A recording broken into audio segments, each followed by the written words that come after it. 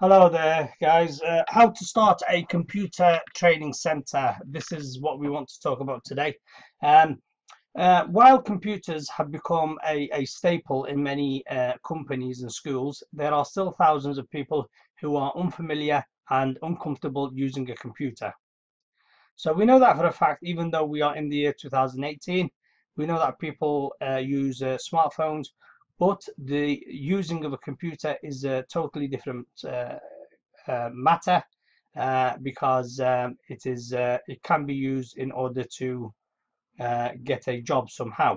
So it remains unfamiliar and uncomfortable using a computer, and we're talking about a desktop computer here, or a computer that is geared towards employment. Okay, they haven't had the training and experience many people have had. So these people haven't probably had the training or the experience that they would have wanted, and often they feel intimidated by the new technology that's constantly emerging.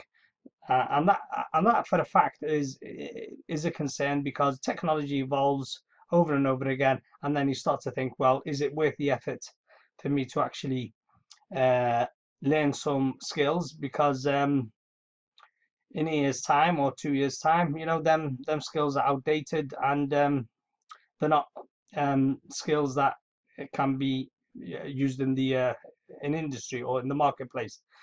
Okay, so they haven't had the training and experience many people have had, and often they feel intimidated by the new technology that's constantly emerging. You can help people conquer their fears of computers by starting a computer training center. So why do I want to push the boundaries of opening a computer training center in this case? So if I went ahead, I would register the centre as a business or non-profit organisation. So I may opt for one or the other. So a non-profit registration would be used if I don't plan to make any money from the operation of the training centre. And I and others uh, who are doing it uh, as a way to give back to the community. So basically, it will be a way of me doing this, carrying out this organization in order to give something back to the community. So if I do plan though to make money off the center, then I will need to register the business as a I would have to register as a business. So I would have to find out about each type of registration through the website, so that my name remains unique. So then I would consider finding a facility in that case. Okay, so once, for example, I've got my training center established on paper, all on paper, then I could find a facility to serve as its physical location. So I'll be looking at a physical location, obviously. So if I don't have enough capital to lease or purchase my own center, then I could see a local college or community center with computers that can allow me to train people on the computers in their facilities. So basically, I could actually hire a existing place in order to train my clientele in order to use the computers for work related skills. So as well as that, I would have to purchase equipment. So while computers are the obvious pieces of equipment needed for a training center, there are other things I will need to purchase as well.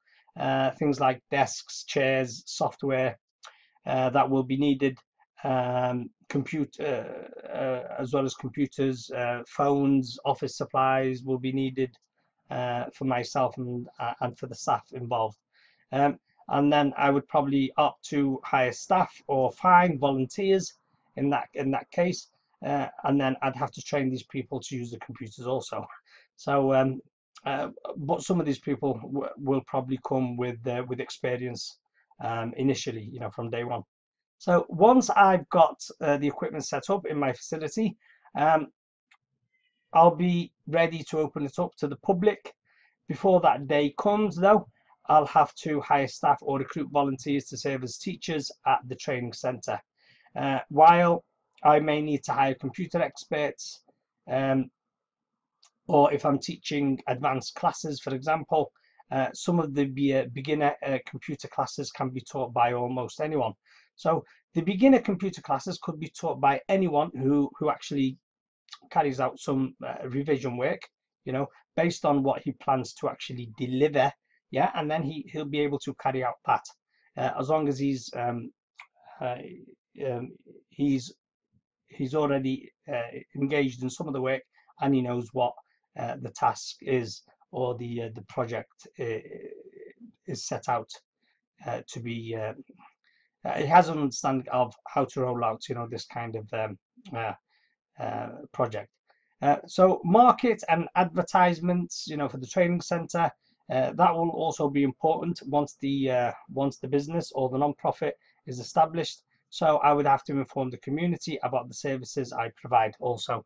So you know, there's other things that I'd have to take into account. So software trainer, would I be looking for a professional software trainer?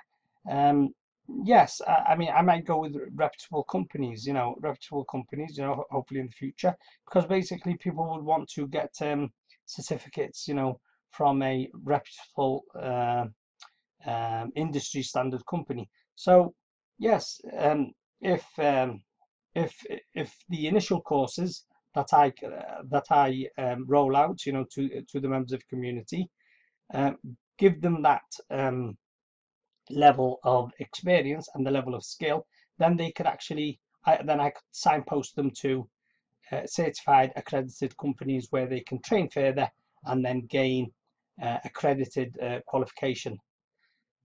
So yeah, that is also an option. So thank you for listening to this video that I've just made directly to the camera, without any prior rehearsal or rehearsed training. Thank you very much. Take care.